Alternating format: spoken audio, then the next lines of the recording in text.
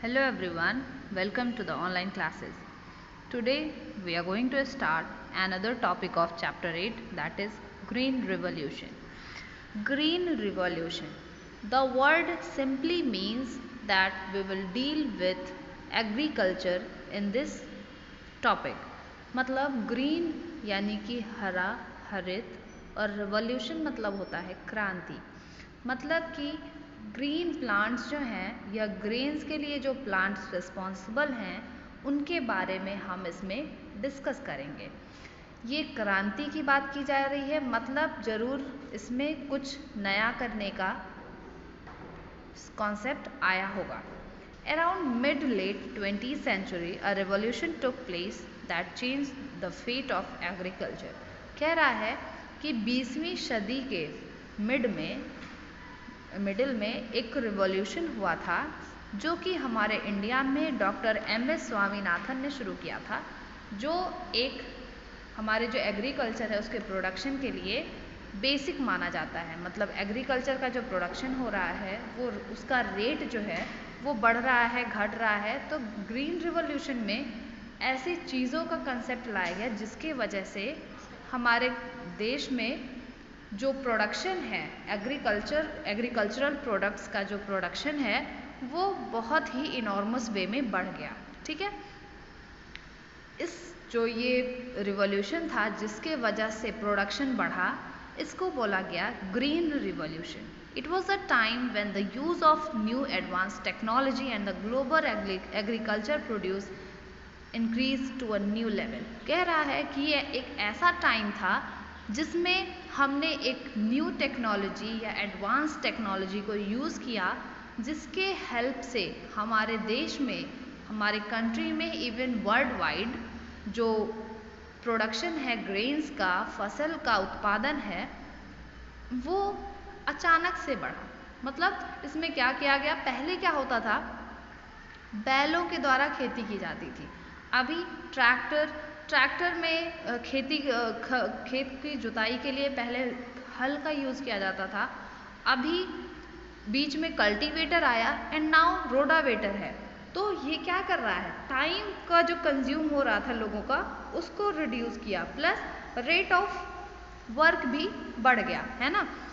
It was a period during which new chemical fertilizers, herbicides and pesticides were created. ये एक ऐसा period था जब केमिकल फर्टिलाइजर, हर्बिसाइड्स और पेस्टिसाइड्स बने थे.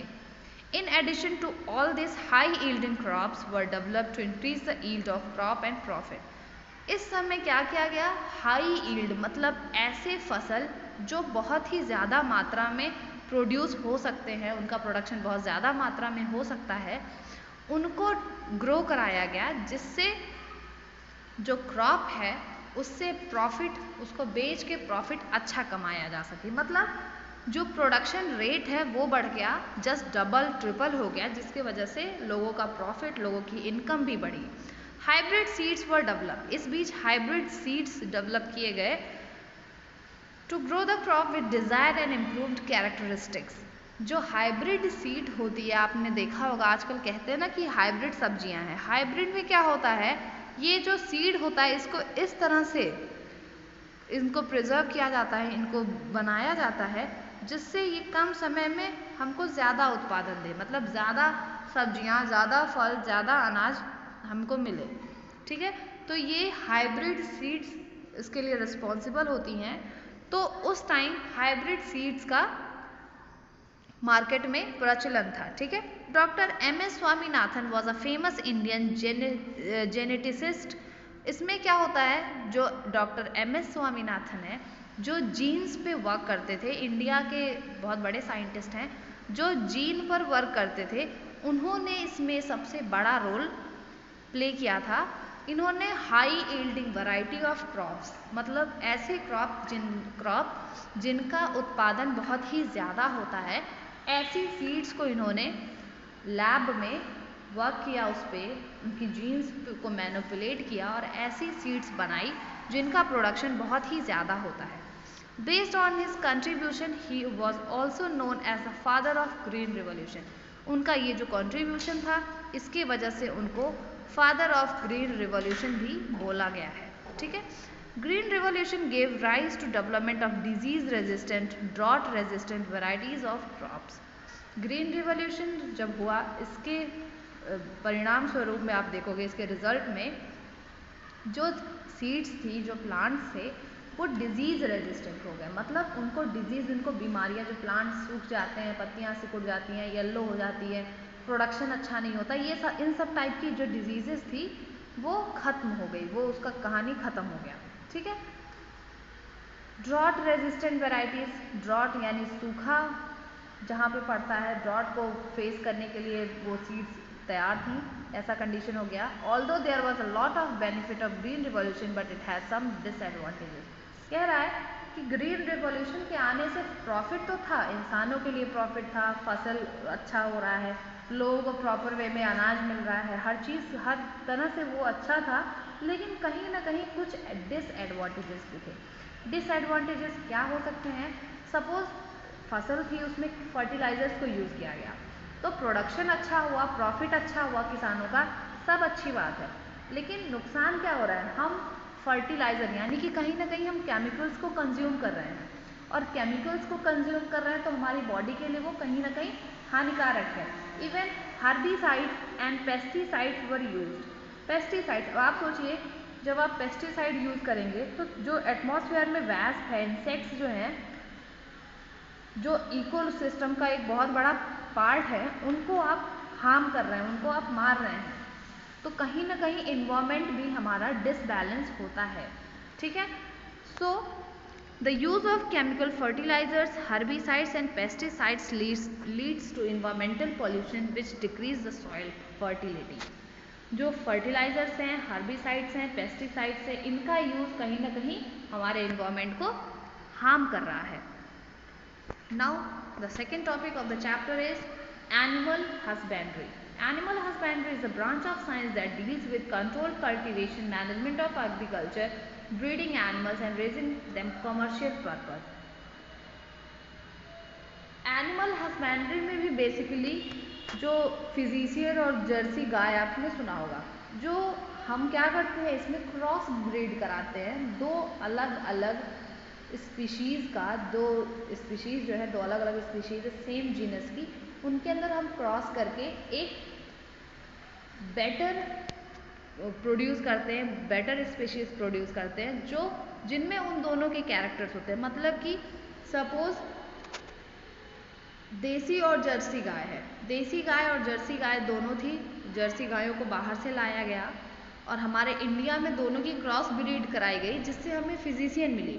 तो कंडीशन क्या हुआ, देसी गाय का जो मिल्क का प्रोडक्शन है वो बहुत कम होता है, वहीं पर जर्सी गाय जो होती है हमारी, उसका मिल्क प्रोडक्शन बहुत ही ज़्यादा होता है। उससे हमें फिजिशियन मिली जिसका कैरेक्टर्स तो देसी गायों के जैसे थे, लेकिन जो मिल्क प्रोडक्शन था वो हमें जर्सी गाय के जैसा मिला।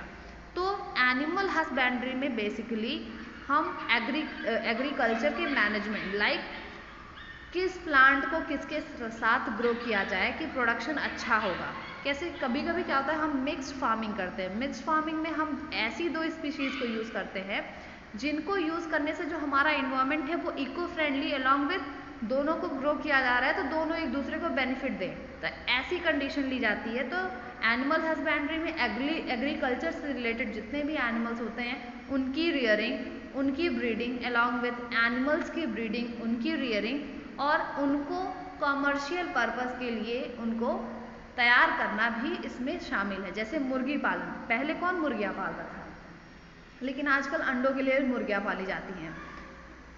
तो ये सारी चीज़ें जो हैं ये एनिमल हस्बेंड्री में डिस्कस की जाती हैं। Animal husbandry in recent times have brought about a drastic change in increase the production of milk, egg, meat, honey and other food products.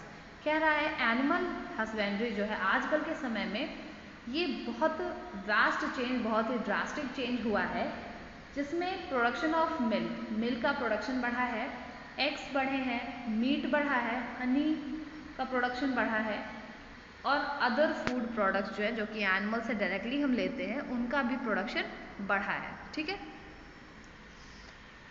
First of all, we have discussed green revolution, then we have discussed animal husbandry. Now we will discuss the pisciculture.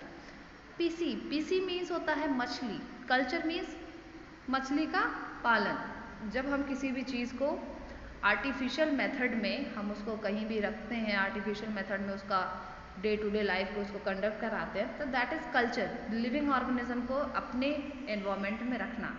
तो pisciculture में क्या करते हैं हम, मछली पालन या मत्स्य पालन उसको बोलते हैं। The process of rearing fishes on a large scale for the production of fish food is called pisciculture.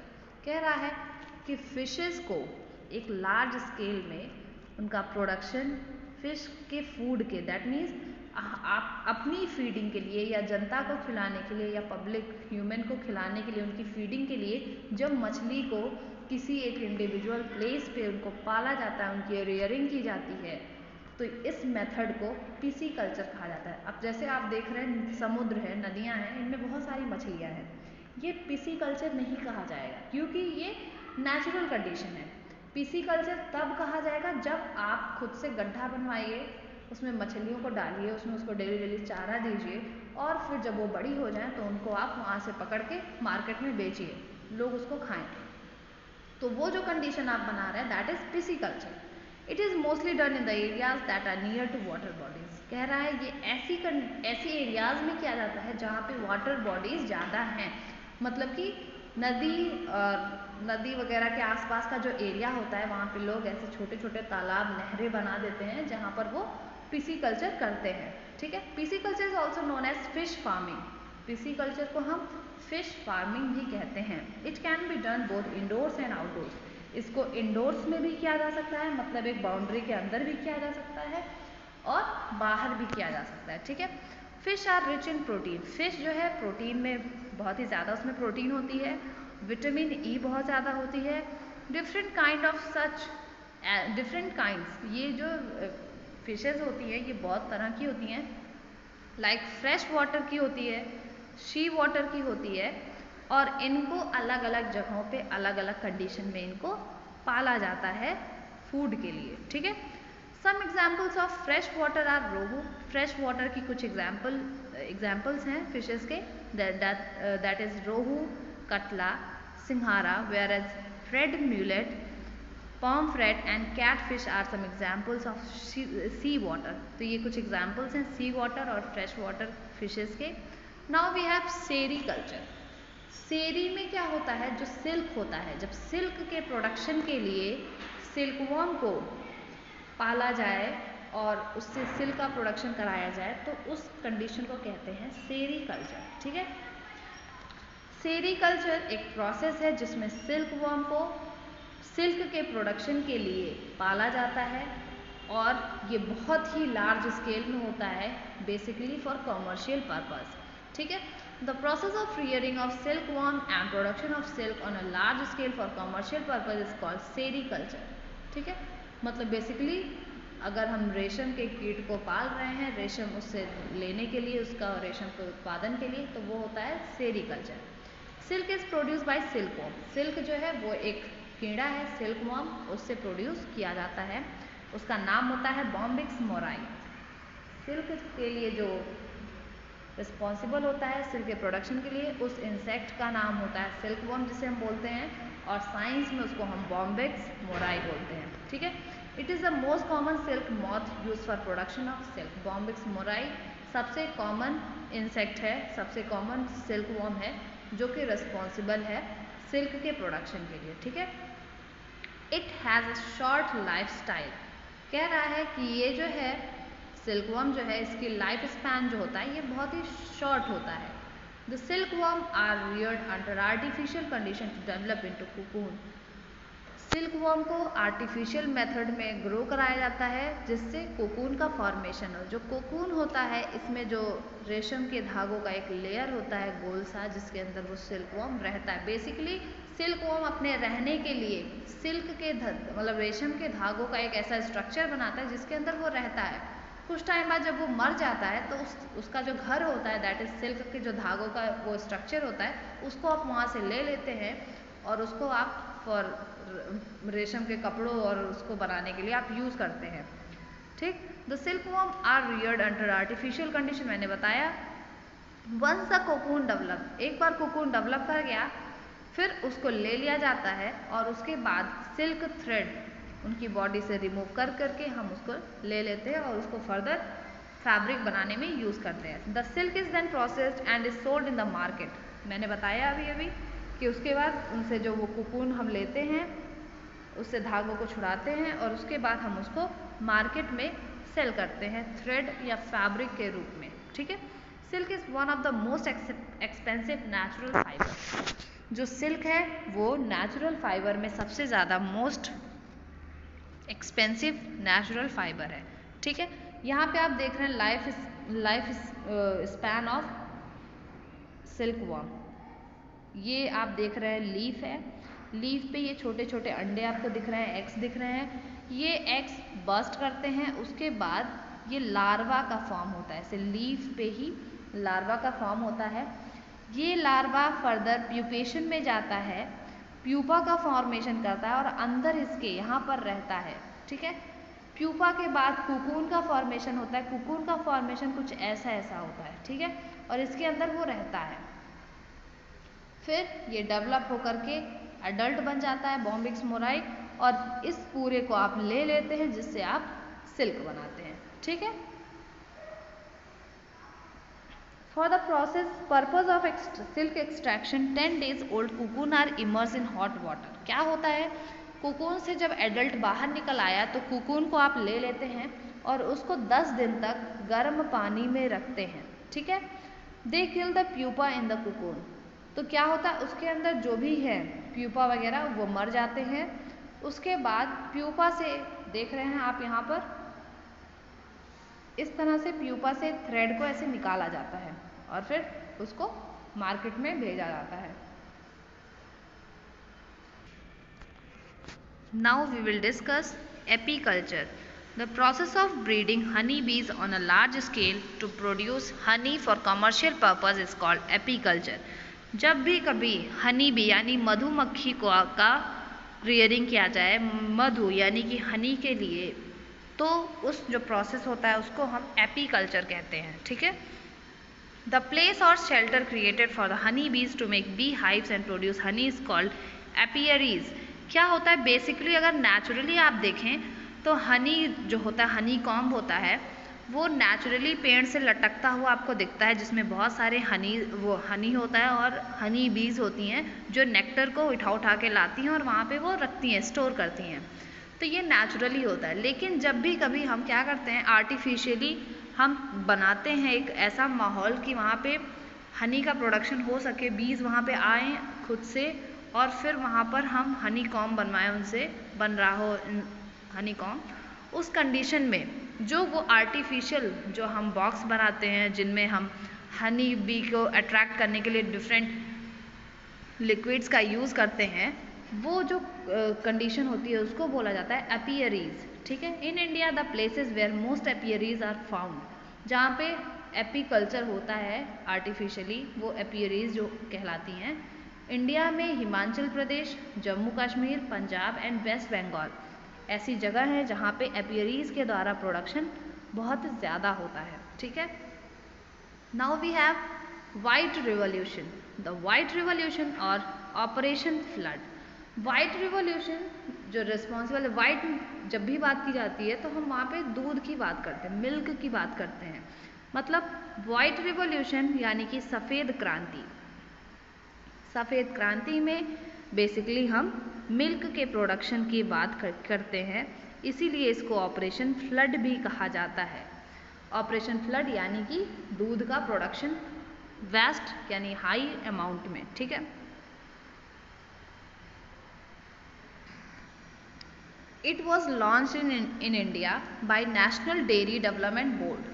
National dairy development board है जिसके द्वारा वाइट रिवॉल्यूशन या ऑपरेशन फ्लड शुरू किया गया था, जिसका मेन जो एम था वो मिल्क के प्रोडक्शन को बढ़ाना था बेसिकली रूरल एरियाज़ में, क्योंकि आपको पता है रूरल एरियाज़ जो है उनकी इनकम का सोर्स एग्रीकल्चर होता है या एनिमल हस्बेंड्री या दूध यानी कि मिल्क का प्रोडक्शन। जो रूरल एरियाज़ होते हैं, गांव के जो एरिया होती है, वहाँ पे इनकम के लिए एग्रीकल्चर, मिल्क, एनिमल, गाय भैंस, अंडा, यही सारी चीज़ें रिस्पॉन्सिबल होती हैं उनके इनकम के लिए।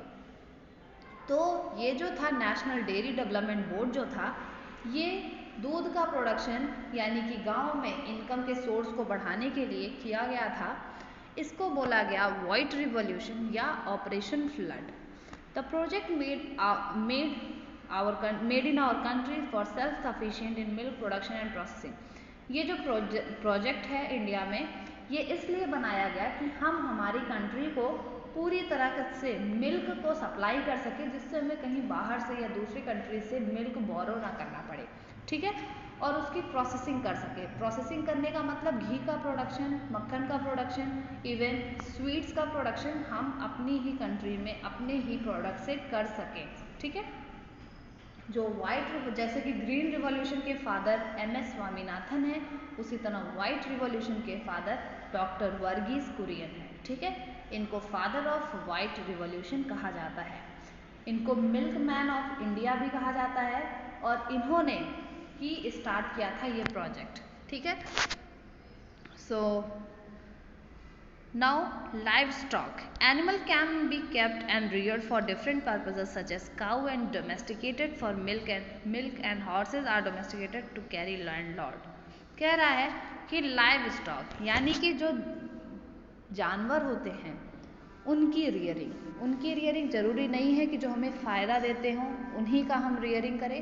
कुछ ऐसे जानवर होते हैं जिनको हम हमारी हेल्प के लिए, हमारी हेल्प जो करते हैं, जैसे कुछ हैं जिनको हम खाते हैं, फीडिंग के लिए हम उनको पालते हैं, तो वो अलग कंडीशन है। लेकिन कुछ हैं जो हमारी हेल्प करते हैं, कुछ जानवर जिनका जब हम रियरिंग करते हैं, उनको पालते हैं, तो दैट इज़ लाइवस्टॉक, ठीक है। जैसे कि हेल्प में हमारा ये गाय भैंस भी हमारी हेल्प करते हैं, वो दूध हमें देते हैं, हम दूध को बेचते हैं। तो कहीं ना कहीं गाय भैंस हुए, गधे, जो गधा होता है सामान को खींचता, सामान को पहुंचाता इधर से उधर, तो इसकी भी रियरिंग लाइव स्टॉक में आएगी। घोड़ों को पाला जाता है सामान वामान के लिए, ये भी रियरिंग हो गई, तो ये भी लाइव स्टॉक में ही आएगा, ठीक है। एनिमल को रखा जाता है, उनकी रियरिंग की जाती है और उनको घरेलू तरीक़ों से यूज़ किया जाता है। ये सारी चीज़ें लाइव स्टॉक में आती हैं, ठीक है। The domestic animals that are useful to us such as cattles, hens, buffaloes, sheep and goats are called livestock. जैसे बकरी है, भेड़ है, भैंस है, और भी जानवर हैं, तो इन सबको जब भी इनको अपने पास डोमेस्टिक घरेलू तरीके से इनको पाला जाता है तो इसको बोला जाता है लाइव स्टॉक, ठीक है। Based on the use and purpose, इनके यूज़ और इनके पर्पस के बेसिस पर इनको डिफरेंट कैटेगरीज में बांटा गया है। Like milk producing animals, first one is milk producing, जिसमें हम काऊ, बफेलो, गोट, मिल्क, इन सबको हम पालते हैं मिल्क के लिए, ठीक है। और जिन भी एनिमल्स को मिल्क के लिए पाला जाता है उनको मिल्च एनिमल कहा जाता है। देखेंगे यहाँ पे लिखा हुआ है those animals which are reared for milk that are also known as milch animal, ठीक है।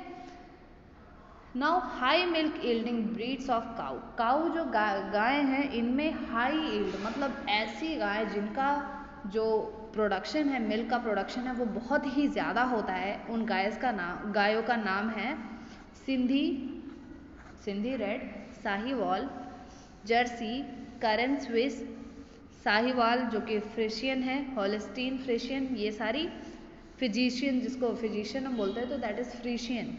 तो ये सब टाइप जो है वो गायों की टाइप्स हैं जो बहुत ही ज़्यादा मिल्क का प्रोडक्शन जिनका होता है। ऐसे ही कुछ भैंस हैं जिनका मिल्क का प्रोडक्शन बहुत ज़्यादा होता है, जिसमें है जफराबादी, मेहसाना, मुर्रा, नीली, नागपुरी।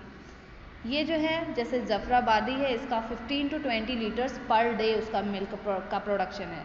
ऐसे ही मेहसाना जो भैंस है इसका 15 to 20 लीटर्स पर डे है। मुर्रा का 26 से 30 लीटर पर डे। अब सोचो एक दिन में 30-30 लीटर वो दूध दे सकती है।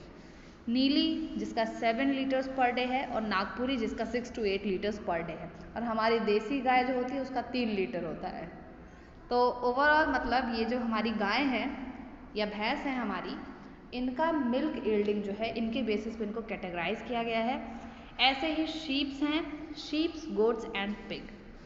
Animal such as sheep, goat and pig gives meat, ये हमें क्या देते हैं, इनका मीट का जो सेवन बहुत ज़्यादा होता है। जैसे शीप है, it provides us milk and wool, ये हमें दूध और ऊन प्रोवाइड करती है। Removal of wool from the ship is called shearing, जब किसी भी शिप से वूल यानी कि ऊन को हटाया जाता है तो उसको बोला जाता है शीयरिंग। ठीक है, shearing is done by machine, ये एक मशीन के द्वारा होता है।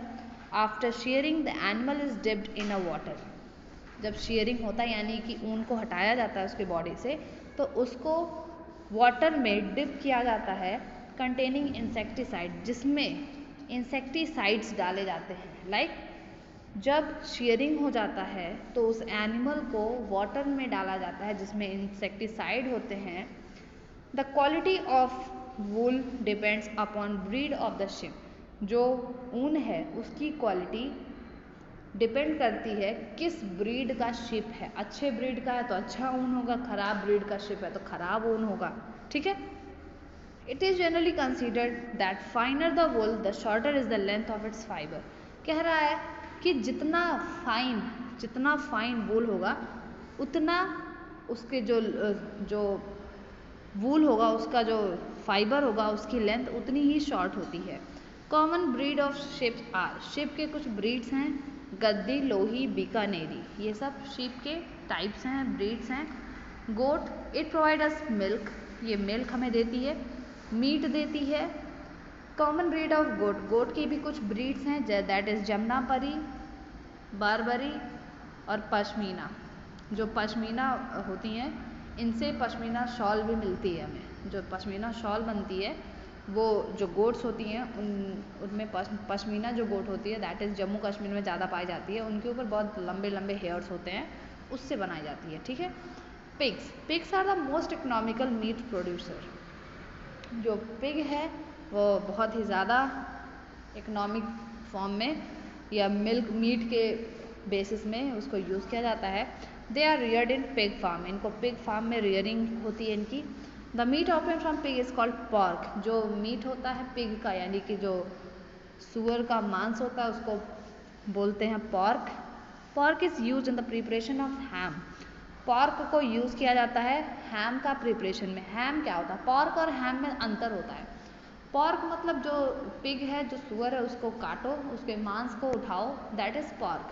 और जब उसके मांस को आर्टिफिशियली आप उसको कंडेंस करें, उसको प्रोसेस करें और प्रोसेस करके पैकेट में बंद करके उसको बेचें, दैट इज़ हैम। वो हैम जो होता है उसको आप 3-4 महीने साल भर भी ऐसे रख दोगे तो वो सड़ेगा नहीं। मतलब एक जो कच्चा मांस है जिसको काटा गया तुरंत बेचा गया वो होता है पॉर्क, और जब उसको प्रोसेस कर दिया जाता है, उसमें इंसेक्ट्स वगैरह को मार दिया जाता है, सारी चीज़ों को, तो वो होता है हैम। ठीक है, सॉसेजेस एंड बेकॉन, ये ham, sausages and bacon, it is a type of processed pork. So we have discussed till this sheep, goat and pig, and we will discuss draught animals and other things in the next videos. Till then, stay safe, stay healthy. Thank you.